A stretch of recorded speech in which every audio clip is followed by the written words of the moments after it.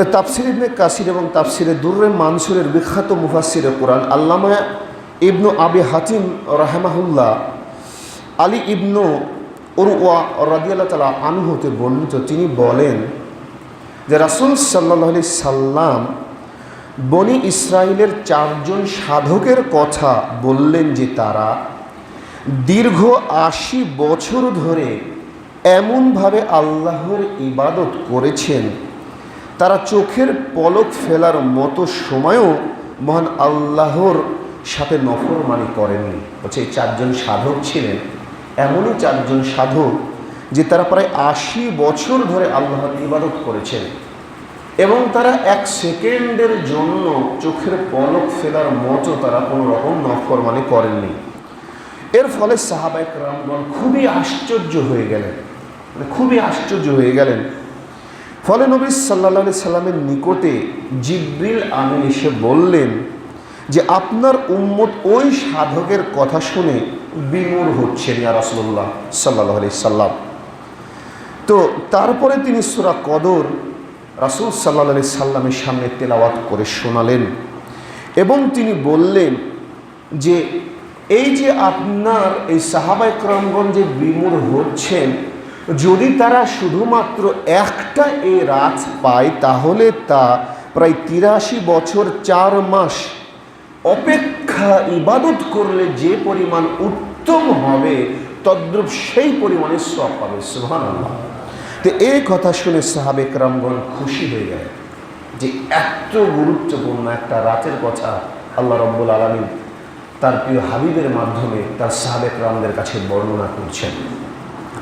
তো এই রাত কোন মাসে রয়েছে? সূরা দুখানের মধ্যে আল্লাহ রাব্বুল আলামিন বলছেন ইন্না আনজালনাহু ফি লাইলাতিল মুবারাকাতিন ইন্না কুন্না মুনজারিন। আল্লাহ রাব্বুল আলামিন বলছেন নিশ্চয়ই আমি এই কিতাব অবতীর্ণ করেছি বরকতময় রজনীতে, মানে এই রাতে আল্লাহ রাব্বুল আলামিন কোরআনকে নাজিল করেছেন। বস্তুত আমি সতর্ককারী।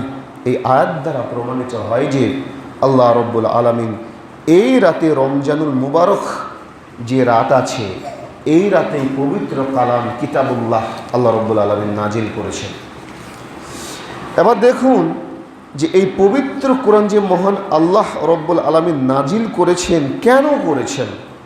আল্লাহ রাব্বুল আলামিন বলছেন সূরা বাকারার 185 নম্বর আয়াতের মধ্যে যে শাহরুর রমাদানাল্লাযী উনজিলা ফীহিল কুরআন হুদাল লিন-নাসি ওয়া বাইয়িনাতিন মিনাল হুদা ওয়াল ফুরকান। আচ্ছা, এই কোরআনকে আমি এই জন্যে নাজিল করেছি যাতে মানুষ এর মধ্যে সত্য মিথ্যা, ন্যায় অন্যায়, হালাল হারাম উভয়কে পার্থক্য করতে পারে। ইবনে আব্বাস রাদিয়াল্লাহু তাআলা আনহু সহ প্রমুখ সাহাবী থেকে বর্ণিত আছে যে লাইলাতুল কদর সমগ্র কোরআন লাহে মাহফুজ থেকে প্রথম আসমানে অবতীর্ণ হয়েছে। তারপর ঘটনাক্রমে দীর্ঘ সময় ধরে ধীরে ধীরে রাসূল সাল্লাল্লাহু আলাইহি সাল্লামের উপরে অবতীর্ণ হয়েছে। মানে প্রত্যেকটা ঘটনার পরিপ্রেক্ষিতেই আল্লাহ রাব্বুল আলামিন দীর্ঘ 23 বছরে এই পবিত্র কোরআনটা নাজিল করেছেন। কোনো এক জায়গাতে মুসলিমরা শহীদ হয়েছে, আল্লাহ রাব্বুল আলামিন এখানে আয়াত নাজিল করে দিয়েছেন। কোনো জায়গাতে অন্যায় হয়েছে, আল্লাহ রাব্বুল আলামিন সুন্দরভাবে সূরা নাজিল করে দিয়েছেন। কোনো একটা আয়াতও নাজিল হয়েছে রাসূল সাল্লাল্লাহু আলাইহি সাল্লামের উপরে। প্রত্যেকটা সূরা নাজিল হয়েছে কোনো না কোনো ঘটনার পরিপ্রেক্ষিতে। একটা ঘটনা ঘটেছে, কোনো জায়গায় ওজনে কম দিয়েছে, কাউকে অন্যায়ভাবে মেরেছে, আল্লাহ রাব্বুল আলামিন জিবরিল আমিনের মাধ্যমে পর্যায়ক্রমে ধীরে ধীরে পবিত্র কোরআনটা নাজিল করেছেন, একদিনে করেননি। এবার দেখুন যে লাইলাতুল কদরের ফজিলত সম্পর্কে কি বর্ণনা করা আছে। তো এই সম্পর্কে সহিহ বুখারী এবং মিশকাতের মধ্যে বর্ণনা করা আছে যে আয়েশা রাদিয়াল্লাহু তাআলা আনহা বলেন যখন রমজানের শেষ দশক আসতো তখন রাসূল সাল্লাল্লাহু আলাইহি সাল্লাম তার লুঙ্গি কষে নিতেন বেশি বেশি ইবাদতের জন্য।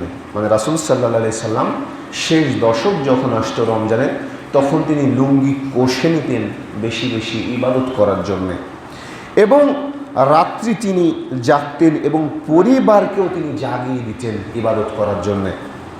আপনারা অনেকেই জানেন যে পৃথিবীতে গুরুত্বপূর্ণ দিবসের মধ্যে সবচাইতে গুরুত্বপূর্ণ দিন হচ্ছে আরাফার দিন, আপনারা সকলেই জানেন।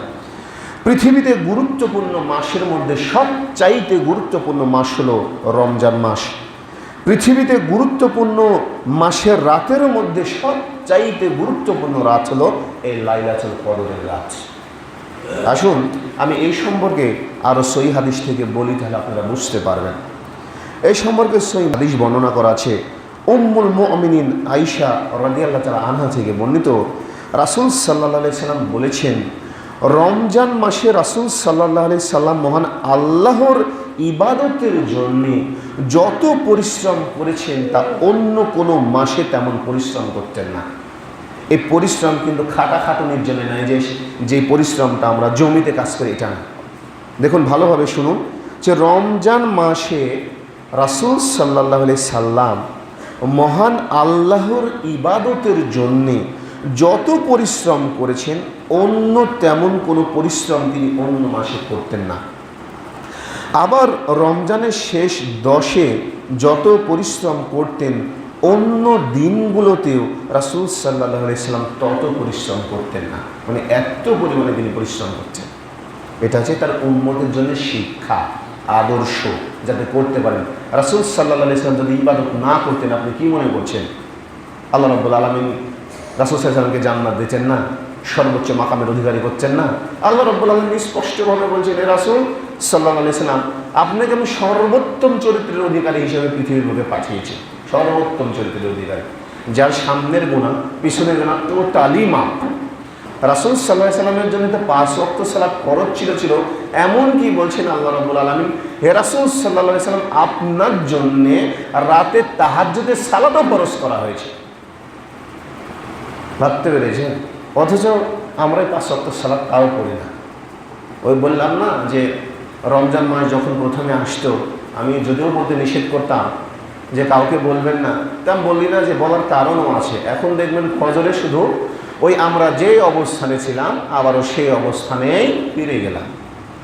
তাহলে যে রমজান মাস যে ব্যক্তি পেল, আমি তো বারবারই বলছি যে আল্লাহ রাব্বুল আলামিন একটা আয়াত বোঝেন, শুধু একটা আয়াত দ্বারা আপনি শুধু আয়াত পড়বেন, ভাবছেন যে অর্থই বুঝলাম না, তাহলে আপনার কোনোটা কাজে আসলো না।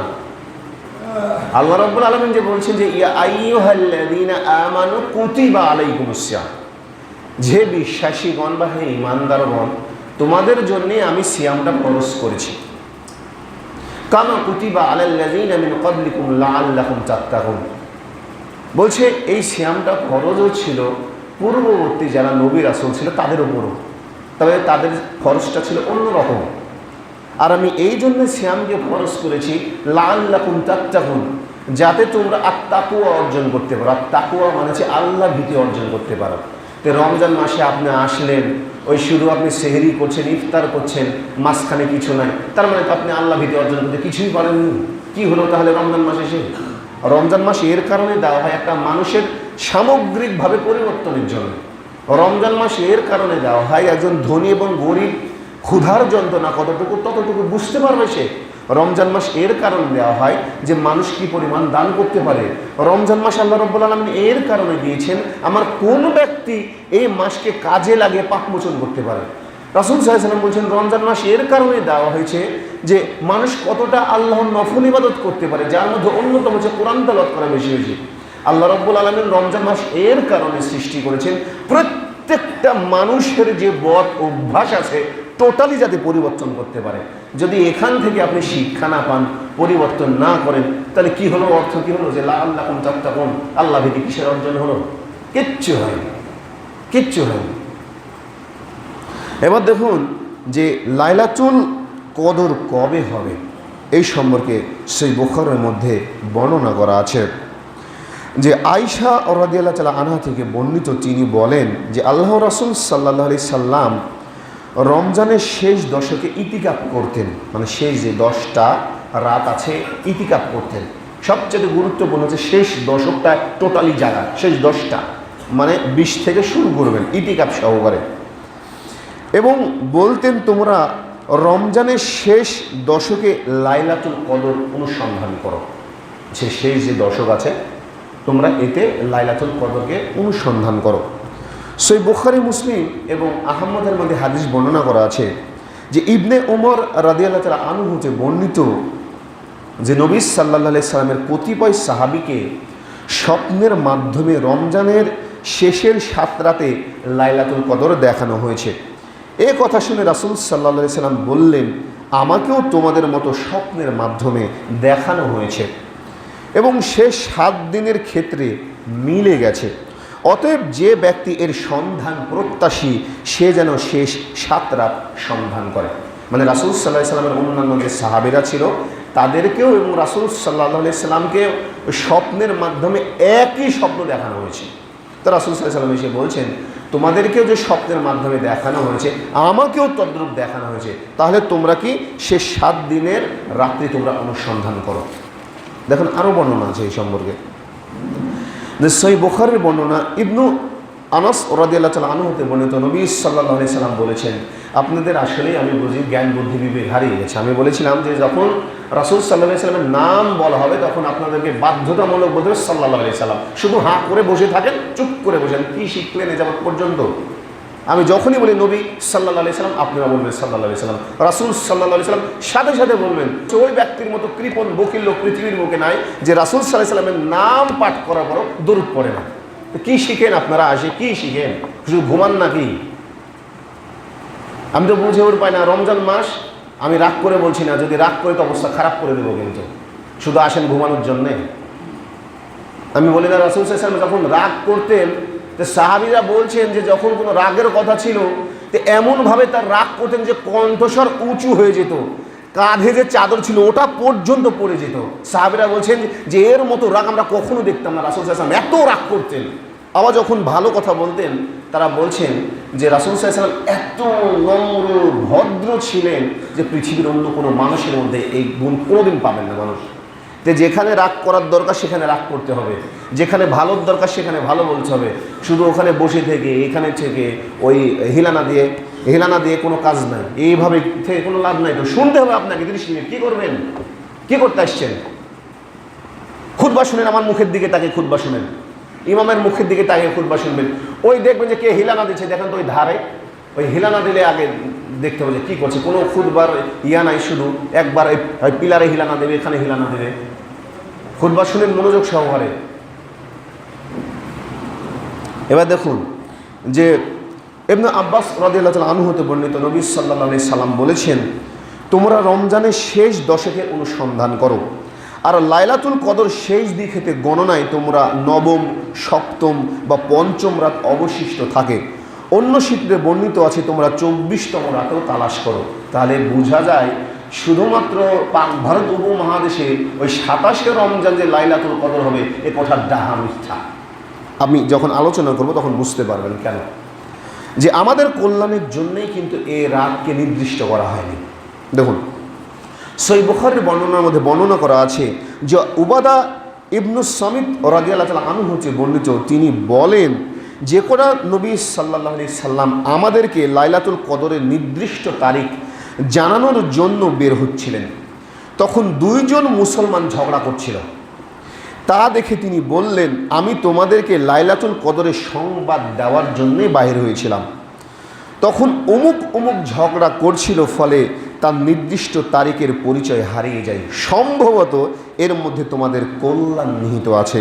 তাহলে তোমরা 9ম, 7ম, 5ম রাতে কদরের রাতে তালাশ করো। মানে রাসূল সাল্লাল্লাহু আলাইহি সাল্লামকে জানিয়ে দেওয়া হয়েছিল যে এমক রাতটা বা এই ধরনের মানে রাতের বর্ণনা দিয়ে জিবরিল আমিন জানিয়ে দিয়েছিলেন। তখন রাস্তার মধ্যে যখন রাসূল সাল্লাল্লাহু আলাইহি সাল্লাম আসছিলেন, তো 2 জন মুসলমান ঝগড়া লেগেছিল। তো রাসূল সাল্লাল্লাহু আলাইহি সাল্লামের কাছ থেকে ওই নির্দিষ্ট তারিখের পরিচয়টা আল্লাহ রাব্বুল আলামিন তুলে দিলেন। কেন বলুন তো? এটা আমাদের কল্যাণের জন্য, যাতে আমরা বেশি বেশি এই বেজর রাত্রে ইবাদত বন্দেগী করতে পারি। শুধু 1 রাত নয়, আপনি বেশি ইবাদত করবেন বেশি কল্যাণ আছে, কম ইবাদত করবেন কম কল্যাণ আছে, এই জন্য বলছি। এবার দেখুন যে কদরের রাতটা কেমন হবে। তো এই সম্পর্কে সহিহ বুখারীর মধ্যে বর্ণনা করা আছে। আবু সাঈদ রাদিয়াল্লাহু তাআলা আনহু হতে বর্ণিত, তিনি বলেন, আমরা নবী সাল্লাল্লাহু আলাইহি সাল্লামের সঙ্গে রমজানের মাধ্যম দশকে ইতিকাফ করি। একদম মধ্যে যে দশক আছে, 10 দিন আছে, ইতিকাফ করি। তিনি 20 তারিখে সকালে বের হয়ে আমাদেরকে সম্বোধন করে বললেন, আমাকে লাইলাতুল কদর দেখানো হয়েছিল, তিনি বলছেন। পরে তা ভুলিয়ে দেওয়া হয়েছে। তোমরা শেষ 10 রাত অনুসন্ধান করো। বেজোড় রাতে আমি দেখতে পেয়েছি, ওই রাতে আমি কাদা পানিতে সিজদা করছি। আর যে ব্যক্তি রাসূল সাল্লাল্লাহু আলাইহি সাল্লামের সাথে ইতিকাফ করেছে সে যেন মসজিদ হতে বাহির না হয়। বলছে আমরা সকালে থেকে গেলাম, ওই সাহাবী বলছে আমরা সকালে থেকে গেলাম, আকাশে আমরা হালকা মেঘ দেখতে কিন্তু পাইনি তখন। পরে মেঘ দেখা গেল, জোরে বৃষ্টি হলো এবং খেজুরের শাখার তৈরি মসজিদের ছাদ দিয়ে পানি ঝরতে লাগলো। সালাত শুরু হলে রাসূল সাল্লাল্লাহু আলাইহি সাল্লামকে আমি কাদা পানিতে সেজদা করতে দেখলাম, তার কপালে আমি কাদার চিহ্ন দেখতে পেলাম। মানে এটা ছিল পুরাপুরি লাইলাতুল কদরের রাতের একটা বর্ণনা। আমি এই জন্য আপনাদেরকে বলি সবসময় যে রমজানের বেজোড় রাত্রিগুলো তালাশ করুন, যদি না পারেন বেজোড়টা, মানে 21, 23, 25, 27, 29 কথা শুনতে হবে এবং সাথে সাথে মানারও চেষ্টা করতে হবে। শুধুমাত্র ওই আল্লাহু আকবার বলে পড়বো, উঠবো, 700, 800, 900 রাকাত পড়ে 5 পয়সাও দাম নাই। তুমি কতটা সালাত আদায়টা নম্র ভদ্রভাবে একনিষ্ঠভাবে খুজুর সাথে ইখলাসের সাথে আদায় করছে আল্লাহ রাব্বুল আলামিন, এটা দেখবেন তোমার। আপনি শুনেননি যে রাসূল সাল্লাল্লাহু আলাইহি সাল্লাম একটা মসজিদে বসে আছেন, তো এক ব্যক্তি এসে সালাত আদায় করেছে। তো রাসূল সাল্লাল্লাহু আলাইহি সাল্লাম বলছেন তুমি আবারও সালাত আদায় করো, তোমার সালাতটা হয়নি। তো ওই ব্যক্তি আবারও সালাত আদায় করলেন, আবারও রাসূল সাল্লাল্লাহু আলাইহি সাল্লাম বলছেন তুমি সালাত আদায় করো, তোমার সালাতটা হয়নি। তো ওই ব্যক্তি আবারও সালাত আদায় করলেন, তো রাসূল সাল্লাল্লাহু আলাইহি সাল্লাম বলছেন তুমি আবারও সালাত আদায় করো, তোমার সালাত হয়নি। তখন তিনি বলছেন আল্লাহর কসম করে বলছি এর চাইতে আমি ভালো করে আর সালাত আদায় করতে পারবো না। তখন রাসূল সাল্লাল্লাহু আলাইহি সাল্লাম বলছেন সালাত আদায়ের মানেটা হলো তুমি কতটা বিনয়ী, কতটা খুশু হুজুর সাথে আল্লাহ রাব্বুল আলামিনকে ডাকছো, এটাই হচ্ছে সালাত। আর আমি শুধু আল্লাহু আকবার, আল্লাহু আকবার, সামিআল্লাহু লিমান হামিদা, আল্লাহু আকবার, আসসালামু আলাইকুম ওয়া রাহমাতুল্লাহ, আসসালাম, কোনো কাজ নাই। বিশ্বাস করে এই সালাতে মুখে ছুঁড়ে মারা হবে, এই সালাতে ছুঁড়ে মারা হবে মুখের উপরে। এই সালাতের 5 পয়সাও দাম নাই। কোনো মানুষ ইবাদত করতে সে দেখবেন যে গুনাহ নিয়ে চলে গেল, তো দাম আছে। আপনি 2 রাকাত সালাত আদায় করেন যতক্ষণ আপনি দাঁড়িয়ে থাকতে পারেন, দেখে পাঠ করেন, কোরআন ধরে দেখে দেখে পাঠ করেন। যদি সাথে আরও লোক থাকে একজনকে ইমাম বানান সামনে, ও দেখে দেখে পাঠ করুক। যখন আপনারা পারছেন না, ইমাম পারছে না, রুকুতে চলে যাক যতক্ষণ সে পারে। পারল না সুন্দর করে আবারও সিজদাতে গেল যতক্ষণ সে পারে। আয়েশা রাদিয়াল্লাহু তাআলা আনহা বলছেন যখন রাসূল সাল্লাল্লাহু আলাইহি সাল্লাম সালাত আদায় করতেন তা আমার মনে হতো তিনি বোধহয় মৃত্যুবরণ করেছেন। আমি চিমটি কেটে দেখতাম, তখন রাসূল সাল্লাল্লাহু আলাইহি সাল্লাম পা নাড়াতেন, তা আমি ভাবতাম রাসূল সাল্লাল্লাহু আলাইহি সাল্লাম এখনও দুনিয়ার বুকে জীবিত আছেন। এইরকম ছিল সালাত। তো নফল সালাত পড়বেন সেইভাবে রাত্রে, যেগুলো আপনারা রাত জাগবেন সেই সময়টা। আমার কথা মনে হয় বোঝেননি না? আপনার মনে করেন 2 রাকাত সালাত আদায় করেছেন, আপনি 5 মিনিট পারেন, 10 মিনিট পারেন, যতটুকু আপনার শরীর সামর্থ্য অনুযায়ী হয়। আপনাকে ভালো লাগছে না, আপনি বসুন, তাসবিহ তাহলিল করুন। আপনার চোখে ঘুম আসছে, একটু ঘুমিয়ে নেন, আবার উঠুন, ওযু করে আসুন, কোরআন তেলাওয়াত করুন। টোটালি ইবাদতের মাধ্যমে কাটান। ইবাদত বলতে গেলে শুধু সালাত এটা নয়, ইবাদত আছে কোরআন তেলাওয়াত করা, তাসবিহ তাহলিল করা, আল্লাহর জিকির আসগার করা, এগুলান টোটালি হচ্ছে ইবাদতের মধ্যে অন্তর্ভুক্ত। তো এবার যাতে না শুনে যে এই কাজ হচ্ছে। আর আরেকটা গুরুত্বপূর্ণ বিষয় হচ্ছে রমজানের শেষ দশকে সেটা হচ্ছে ইতিকাফ। ইতিকাফ মানে হচ্ছে অবস্থান করা। রমজানের শেষ 10 দিন ইতিকাফ করা এটা সুন্নাহ, এটা সুন্নাহ। তবে ফুকাহাগণের মতে কেউ কেউ বলছেন যে সুন্নাতে মুআক্কাদা, কেউ বলছেন যে ফরজে কিফায়া। তবে এটা সুন্নাত, এটা হচ্ছে উলামায়ে কেরামদের মতামত। শুনুন, ইতিকাফ করা বলছে 1 নম্বরে সুন্নাত। নবী সাল্লাল্লাহু আলাইহি সাল্লাম প্রতি বছর মদিনায় ইতিকাফ করেছেন, প্রত্যেক বছর তিনি, এবং তার মৃত্যুর পর তার বিবিগণও কিন্তু ইতিকাফ করেছেন। মহিলাদের জন্য যদি মসজিদে পরিবেশ থাকলে ইতিকাফ করবেন, আর এটা কিন্তু মসজিদে ইতিকাফ করতে হবে। কেন দেখুন, আমি বলছি সূরা বাকারা 187 নম্বর আয়াত, বাড়িতে মিলাবেন আগে, আপনারা আগে এখান থেকে যাবেন। সূরা বাকারার 187 নম্বর আয়াতের মধ্যে আল্লাহ রাব্বুল আলামিন বলছেন ইতিকাফ অবস্থায় তোমরা মসজিদেই অবস্থান করো, অন্য কোনো জায়গায় বলা হয়নি। কিন্তু শুনেন, সূরা বাকারার 187 নম্বর আয়াতে আল্লাহ রাব্বুল আলামিন বলছেন ইতিকাফ অবস্থায় তোমরা মসজিদেই থাকো, মসজিদেই অবস্থান করো এবং স্ত্রীদের সাথে মেলামেশা করো না। বলছে ইতিকাফরত অবস্থায় স্ত্রীদের সাথে মেলামেশা করবে না। এবার দেখুন ইতিকাফ কখন করা যায়। ইতিকাফ কিন্তু সারা বছরই করা যায়। দেখুন আমি আলোচনা করছি এই সম্পর্কে। সেই বুখারীর মধ্যে বর্ণনা করা আছে যে আয়েশা রাদিয়াল্লাহু তাআলা আনহা হতে বর্ণিত, নবী সাল্লাল্লাহু আলাইহি সাল্লাম ইতিকাফ করার ইচ্ছা করলেন।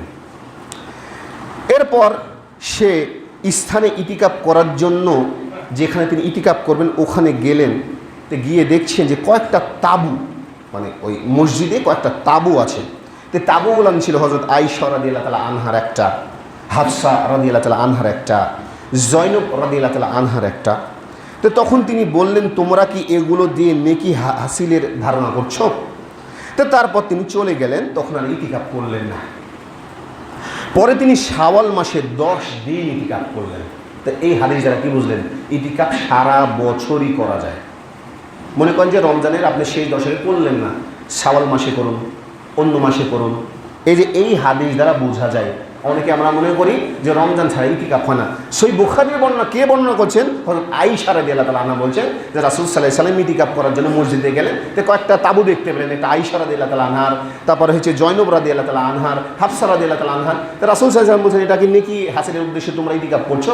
তো রাসূল সাল্লাল্লাহু আলাইহি ওয়াসাল্লাম সেই সময় ইতিকাফ করলেন না, তিনি চলে গেলেন এবং পরবর্তী সময়ে শাওয়াল মাসে তিনি 10 দিন ইতিকাফ করলেন। তো এর দ্বারা ক্লিয়ার হন যে ইতিকাফ সারা বছরই করা যায়। এবার দেখুন অনেকেই মনে করে যে ইতিকাফ না করলে মহল্লার সকলের গুনাহ হবে। কথাটা কতখানি কার্যকর দেখুন। এটা যে সম্পূর্ণ একটা ভ্রান্ত ধারণা।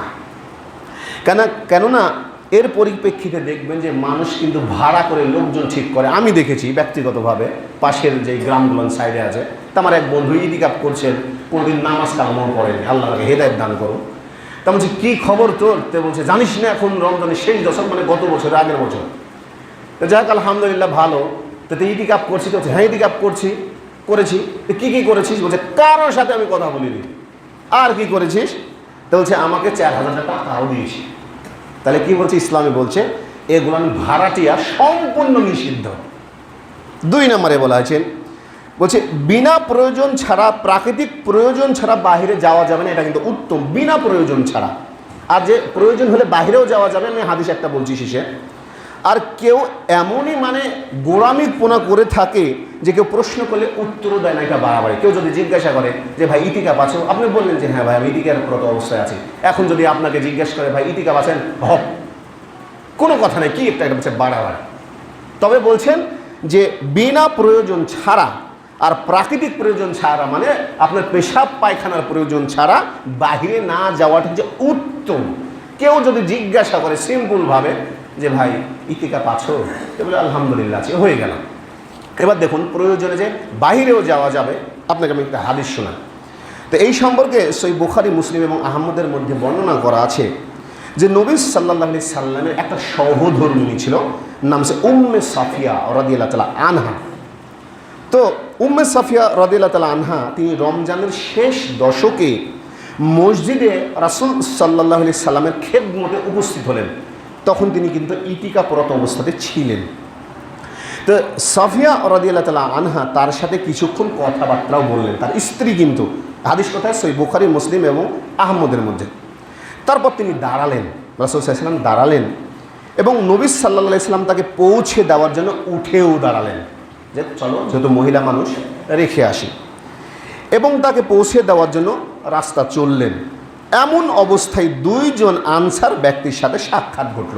2 জন আনসার ব্যক্তি, তারা নবী সাল্লাল্লাহু আলাইহি ওয়াসাল্লামকে দেখে দ্রুত বেগে চলে গেলেন। তখন রাসূল সাল্লাল্লাহু আলাইহি ওয়াসাল্লাম বলছে শোনো 2 জন শোনো এদিকে আসো। তখন বলছি ইয়া রাসূলুল্লাহ কী হয়েছে? বলছে এ আমার স্ত্রী উম্মে সাফিয়া। তখন 2 জন বলছে ইয়া রাসূলুল্লাহ এ কথা বললেন, মানে ভাবছে যে আমাদেরকে অবিশ্বাস করলেন। তখন দেখুন রাসূল সাল্লাল্লাহু আলাইহি ওয়াসাল্লাম এত সুন্দর একটা কথা বললেন, পৃথিবীর বুকে চিরস্মরণীয় কথা। তিনি বলছেন যে বলছে সুবহানাল্লাহ, হে আল্লাহ রাসূল আমাদেরকে কথা বলছেন। রাসূল সাল্লাল্লাহু আলাইহি ওয়াসাল্লাম বলছেন শয়তান মানুষের শরীরে রক্তের মতো চলাচল করে। কার মতো? রক্তের মতো চলাচল করে। আমি আশঙ্কা করলাম যে তোমাদের মনে সন্দেহ ঢুকিয়ে দেবে যেটা রাসূলের সাথে কে, যার কারণে তোমাকে বললাম এটা আমার স্ত্রী উম্মে সাফিয়া।